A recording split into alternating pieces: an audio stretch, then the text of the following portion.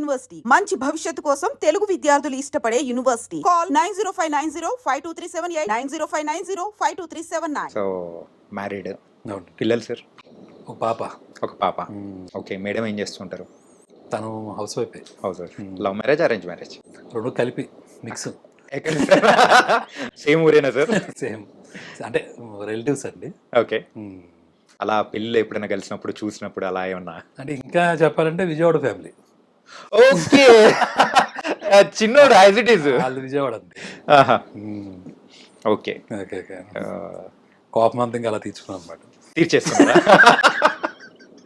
అయితే మీరు కూడా హెటేస్ మరి కొట్టేశారు అనమాట. ఓకే. పాప ఇప్పుడు 8th క్లాస్ చదువుతుంది. 8th క్లాస్ చదువుతున్నారు. ఓకే. అండ్ మేడం గారి దగ్గర నుంచి ఏమైనా సలహాలు సూచనలు మీకేమన్నా? అంటే పర్టికులర్గా ఏముండదు కానండి, తన కామన్ సెన్స్ చాలా బాగుంటుందండి. ఏదైనా ఎక్కువసేపు ఏమి చెప్పే విషయం ఉండదు. సింగిల్ లైన్లో మీరే అన్నట్టుగానే వన్ లైన్లు ఎక్కువ ఉంటాయి. ఇంకా అవి మనం తీసుకోవడమే, డీకోడ్ చేసుకుని బుక్ పెట్టుకొని ఆ బుక్లో రాసుకుంటుంటారు. అంతే. ఓకే. అంటే విషయం వచ్చినప్పుడు ఏదైనా మరి ఎవరితో డిస్కస్ చేస్తాడు, మరి వాళ్ళతో చేయకపోతే యా అంతే కదా. సో అలాంటి టైంలో ఏంటంటే ఓ పెద్ద సొద చెప్పకుండా ఇంతే ఉంటుందేమోలే అని సింపుల్గా, ఒక్కొక్కసారి తీసుకోవడానికి కష్టంగా ఉన్నా తీసుకోవాల్సి వస్తుంది. అంటే తీసుకోకపోతే కష్టం కదా సార్, తర్వాత మనకు ఫుడ్ ఉండదు. అంటే మరి మీరే అంటే వాళ్ళు చెప్పింది మనం తీసుకోకపోతే అట్లే ఉంటుంది కదా సార్. మరి ఆ కోవలో కాదు. ఆ కోవలోకి. ఓకే. భయం అయితే ఉందా సార్? భయాలు ఎందుకండి, ఎందుకు భయాలు? భార్య భర్త ప్రేమతో కూడుకున్న భయం సార్ అది. ఇద్దరు రిలేషన్లో యూజువల్లీ ఉంటుంది కదా. అదే. ఓకే సార్, మీ దగ్గర నుంచి మన తెలుగు ప్రేక్షకులు ఎక్స్పెక్ట్ చేస్తుంది కూడా కంప్లీట్ ఒక ఫ్యామిలీ ఎమోషన్స్తో కూడుకున్న మూవీ కైండ్ ఆఫ్. మరి మీ దగ్గర నుంచి వచ్చే కూచిపూడి వారి వీధి, మరి ఆ మూవీ అలాగే ఉండబోతుంది? అదేనండి, చేస్తే అదే చేస్తానండి నెక్స్ట్ కూడా. ఓకే. కొంచెం కాన్సన్ట్రేషన్ దాని మీద పెడుతున్నాను. ఏదైనా ఏప్రిల్కి అయిపోద్దండి మొత్తం వర్క్ అంతా కంప్లీట్ చేసుకుంటాను, బైండ్ స్క్రిప్ట్ లాగా. సో వన్స్ అది అయిపోతే అప్పుడు షూటింగ్ వెళ్దామని ఇంక ఈసారి కొంచెం గట్టిగా పట్టు కూర్చున్నాను. ఓకే. సో ఏప్రిల్ మిడ్ కల్లా అయిపోతుంది వర్క్ అంతా. ఇంకా తర్వాత ఎవరు బాగుంటారు ఏంటి అని ఓకే. అంటే ఇప్పుడు ప్రెసెంట్ స్టోరీ రాసుకునేటప్పుడు ఎవరు ఏంటి అనేది మైండ్లో ఆలోచన? అలా ఏ సినిమాకి నేను ఇప్పటివరకు అలా చేయలేదండి. ప్రతిదానికి ఒకటి అనుకోవడం, చేసుకోవడం, దీనికి వీళ్ళు బాగుంటారు వాళ్ళు బాగుంటారు అని అనుకోవడం, ఇంకా అక్కడి నుంచి ట్రయల్స్ మొదలు పెట్టడం. ఇదే పద్ధతి అండి ఎప్పుడు కూడా. ఒక ముందు ఊహించుకుని ఒక కథ రాయటం అనేది నాకు ఎప్పుడు జరగలేదండి. మీరు యాజ్ ఏ ఫిలిం చెప్పాను కదండి, అదే చదువుకునేటప్పుడు ఒకటి అలవాటు అయిపోతుంది కదా. ఎగ్జామ్ అంటే సిలబస్ కంప్లీట్ చేసుకుని వెళ్దాం అని ఒక్కొక్కసారి. కాదు ఒక్కొక్కసారి ఏమవుద్దంటే చదవకుండా ఎగ్జామ్ రాసేసిన సందర్భాలు కూడా కొన్ని ఉంటాయి కదా. నైట్లు పగల్లో ఉంది ఏమన్నా. అదే ఇక్కడ ఎంప్లాయీస్ అండ్ ఎంప్లాయిడ్ అనమాట. సార్ యాజ్ ఏ ఫిలిం మేకర్గా మంచి మూవీస్ తీశారు, అంతా ఓకే. యాజ్ ఏ లైఫ్ అంటే మీరు ఏం చెప్తారు? లైఫ్ అంటే జీవించడం అంతే అండి, ఇంకేమో. సార్ సార్ నేను గూగుల్ చేస్తే మీరే నాకు రిటర్న్లో ఒక 6 కొట్టినట్టుంది సార్. అంటే మీరు ఎలా అంటే లైఫ్ అంటే అంటే మరి అంటే మనిషి అంటే లైఫ్ అంటే ఇలా బతకాలి అని ఒకటి అనుకుంటుంటారు కదా సార్. సో మీ దృష్టిలో ఎలా బతకాలంటారు? ఒక లైఫ్ జీవించడం అంటే ఎలా? నాకు అంత మరి అంత ఏంటంటారు సార్, మీరు లైఫ్ కి పరమార్థం చెప్పే మూవీస్ చేశారు. పరమార్థం కట్ చేయండి ఈ పరమార్థాలు అర్థాలు. ఓకే, కట్ చేసుకోరా. అంటే లైఫ్ అంటే ఎలా ఉండాలనేది చెప్పిన మూవీస్ అనేది కూడా తీశారు. అలాగే ఉంటుంది సార్. అయిపోయింది, ఇంకేం మాట్లాడతాం సార్. ఏమండి, జీవితం అంటే అన్నీ ఉంటాయండి. ఫస్ట్ బేసిక్గా అన్నీ ఉంటాయి. మంచి ఉంటుంది, చెడు ఉంటుంది, తప్పు ఉంటుంది, ఒప్పు ఉంటుంది, ఓకేనా. చేదు ఉంటుంది, తీపి ఉంటుంది, అలా ఇంకా అలా మాట్లాడుకుంటే. సో ఏదో ఒక పక్క వెళ్ళకుండా అన్నిటినీ తీసుకుంటా, ఏది ఉన్నా ఇవన్నీ కామనే కదా, అన్నీ ఇక్కడే ఉంటాయి, అన్నీ భూమి మీద ఉండగానే జరుగుతాయి, అన్నీ వేరే చోటకి అడిగి వెళ్ళి క్వశ్చనే లేదు. ఓకే. సో అదిలాగే లైఫ్లో కూడా అన్నీ పాసిబుల్లే, అది మనకి నచ్చినా నచ్చకపోయినా కానీ. సో వాటిని అలాగే తీసుకుని సరదాగా అలా వెళ్ళిపోతే చాలని నా ఫీలింగ్, అంతే. శ్రీకాంత్ అడ్డాల గారు మంచోడా చెడ్డోడా? బా ఏదో నాయకుడి సినిమాలో లాస్ట్ తాతను మంచోడో చెడ్డోడో అంటే ఆయన చెప్పలేదు, మన తెలుగు ఎవడెలా తీసుకుంటే అలా తీసుకుంటాడు. అదే అండి, ఆయనకన్నా గొప్పలేడు మనం. ప్రతి క్వశ్చన్ కూడా మీరైతే చాలా తెలివిగా చెప్పేస్తున్నారు సార్. తెలియదు కదండి. ఇప్పుడు మీరు ఎలా చెప్తారు చెప్పండి? మీరు మంచోళ్ళ చెడ్డోళ్ళ? అంటే ఎవరికి వాళ్ళు చెప్పుకోవడం అనేది తప్పు కాదు అలా కదా అనుకుంటే మనం చెడ్డోళ్ళేనండి ఫస్ట్ బేస్గా. షెడ్యూల్. అలా ఫిక్స్ అవుదామా? మీ ఇష్టం సార్. అది ఇప్పుడు నన్ను ఫిక్స్ అవుదాం అంటే నేను ఎట్లా చెప్తాను సార్? ఈ మంచి చెడు, ఈ తప్పు రేట్లు ఉంటాయి. అదో షేడ్ ఉంటుంది, ఇది షేడ్ ఉంటుంది. ఓకే. అదే అంటున్నానండి, లైఫ్లో అన్నీ ఉంటాయి, అన్నీ కామన్గా ఉంటాయి. ఆ పర్సంటేజ్లు లేకపోతే ఇవన్నీ మనం చూసుకుంటా కూర్చుంటే మనం ఏమవుద్దంటే అనవసరంగా వేరే ఎక్కువ అయిపోతుంది లోడ్.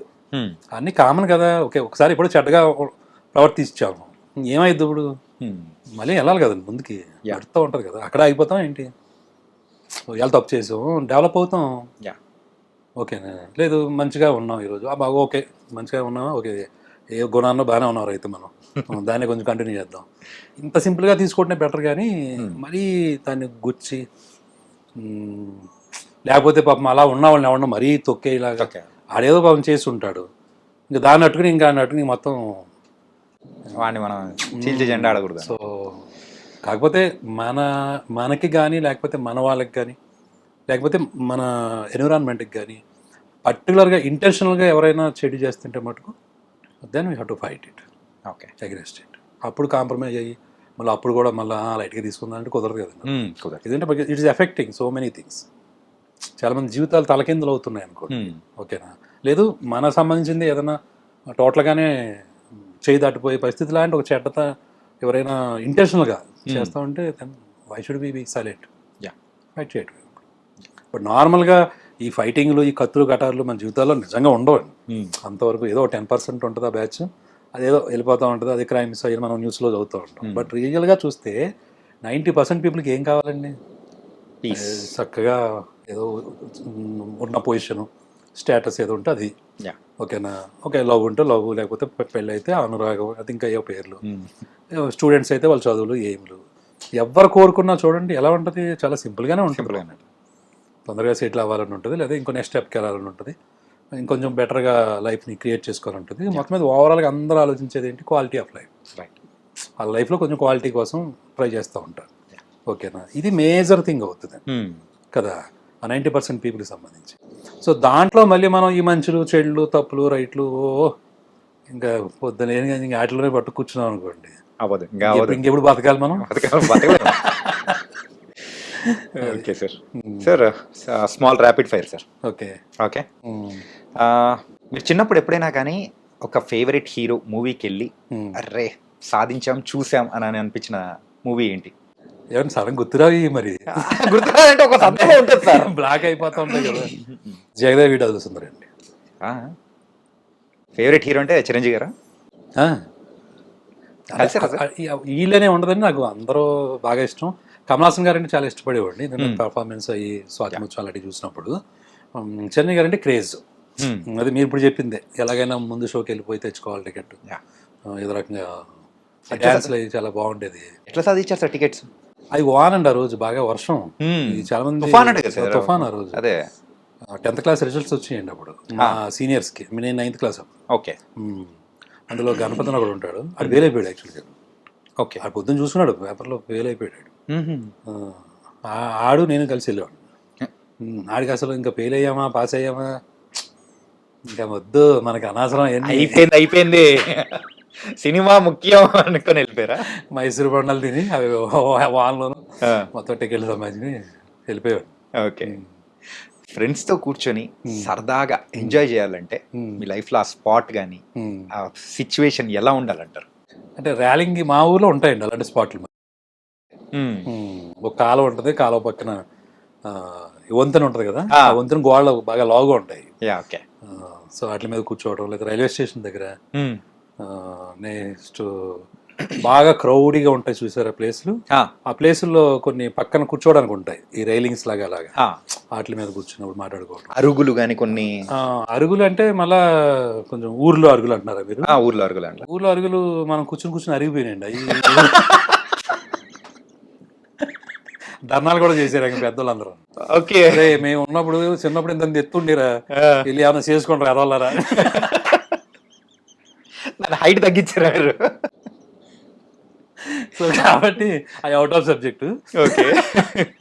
ఇంకా ఇక కాదని ఊరు ప్రాపర్టీస్ కాదు, నేషనల్ ప్రాపర్టీస్ మీదకి వెళ్ళాం, రైల్వే స్టేషన్లు. ఓకే. స్టేట్ అయిపోయింది, నేషనల్ లెవెల్కి వెళ్ళాం అనమాట. ఓకే. ఏదైనా క్రౌడీగా ఉంటే బాగుంటుందండి ఎప్పుడు కూడా.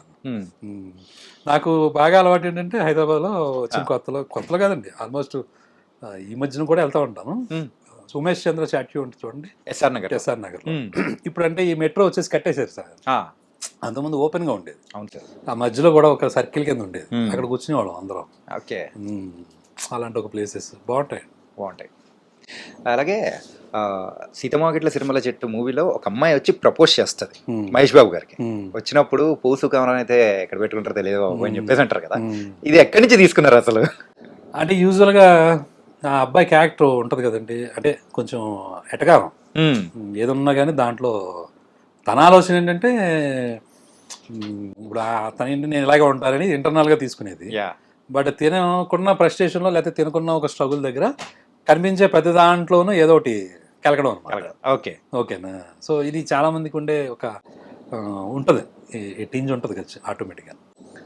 సో ఆ పాయింట్లో ఏంటంటే ఒకవేళ అమ్మాయి కనుక ఇలా చూస్తే ఏం చెప్పొచ్చు అమ్మాయికి సంబంధించి అంటే, ఈ మధ్య ఎవరో అసలు జడలు వేసుకోవట్లేదు కదా, జడలు వేసుకోవట్లేదు, పూలు పెట్టుకోవట్లేదు, ఏం లేదు. సరే ఓకే, అది ట్రెడిషన్, అదేమి నేను తప్పు పట్టట్లేదు. But the way they are living కదా, అదే ట్రాన్స్ఫర్మేషన్ బాగా ఎక్కువ ఉంది కదా. నిజంగా ఒకవేళ ఎవరైనా ఇదివరకు పూర్వం ఎలా ఉండేదండి, పట్టుకెళ్ళి ఫ్లవర్ ఇచ్చేవాళ్ళు. అంటే ఇచ్చారని చెప్పి జడలో పెట్టుకోమని కాదు కదా, మామూలుగా ఇచ్చేవాళ్ళు. ఆ ఊహలోంచి వచ్చిన డైలాగ్ అనమాట. ఓకే, నిజంగా ఇచ్చి పెట్టుకో అంటే ఎక్కడ పెట్టుకుంటారు ఇలా, ఇంక జడలే లేవు, ఆ ఊహలో రాసింది. కాదు సార్, అంటే ఎవరన్నా వచ్చి మీకు ప్రపోజ్ చేశారా అలా? లేదు. ఎక్కడన్నా జరిగిన సందర్భం కానీ? ఈ ఆటోబయోగ్రఫీలో రాద్దామండి తర్వాత ఉంది, డీటెయిల్గా రాద్దామండి మరి. ఓకే సార్, ఇంకా అంటే దీని గురించి ఇంకా నేను అడగను. ఈ ఒక్క సెగ్మెంట్ మేడంకి మాత్రం చూపించకండి సార్. Okay, nice. అండ్ మీకు ఫేవరెట్ హీరోయిన్ సార్? ఒక్కో టైంలో ఒకవేళ మారిపోతారండి. అబ్బాయిలకు ఉన్న వీక్నెస్ ఇదే సార్. అది వీక్నెస్, ఆ వీక్నెస్ ఆరాధన మరి. ఒక్కో టైంలో ఒక్కొక్కరు మారిపోతూ ఉంటారు. నాకు పర్టికులర్గా వీళ్ళనేవి లేదు మరి ఎప్పుడు కూడా. ఓకే, సో మీరు ఎప్పుడైనా కోపం? సావిత్రి గారు అన్నప్పుడు చిన్నప్పుడు తెలిసేది కాదు కదండి, చిన్నప్పుడు మనకు తెలియదు పెద్దగా.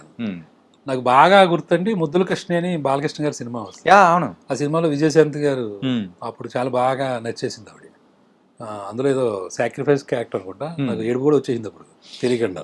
ఓకే, తర్వాత చూస్తే మళ్ళీ ఇంకో సినిమా తర్వాత భానుప్రియ గారు స్వర్ణకమలం, ఇలా ఒక టైంలో ఒకరు మారిపోతూ ఉంటారు. అప్పటికి ఆ టైంలో ఏది గుచ్చుకుంటే అది, ఆ తర్వాత సంగతి తర్వాత.